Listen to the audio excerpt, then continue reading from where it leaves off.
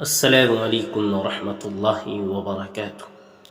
امید کرتا ہوں دوستو اللہ تبارک و تعالیٰ کی ذات سے، اللہ تبارک و تعالیٰ کے فضل و کرم سے تمام ناظرین خیر و عافیت سے ہوں گے۔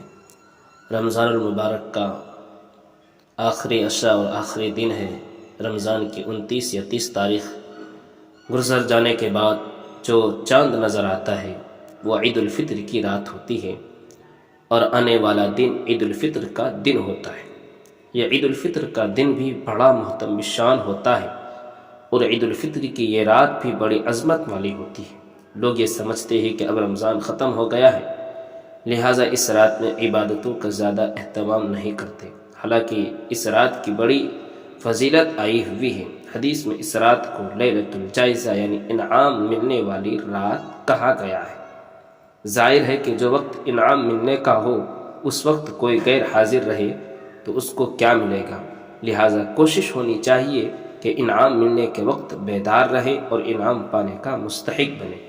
اس رات کے متعلق سرکار دو عالم صلی اللہ علیہ وسلم نے ارشاد فرمایا کہ جو آدمی عید الفطر اور عید الاضحیٰ کی رات میں ثواب سمجھتے ہوئے قیام کرے یعنی عبادت کرے تو اس کا دل اس وقت نہیں مرے گا جبکہ بہت سارے دل مر جائیں گے۔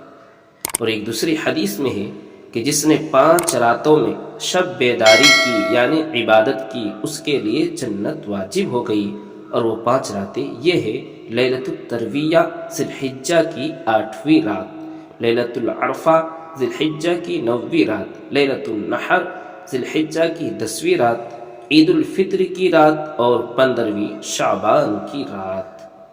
اللہ پاک ہمیں انعام والی رات میں شب بیداری کرنے، عبادتوں کا اہتمام کرنے اور انعام کا مستحق بننے کی توفیق عطا فرمائے۔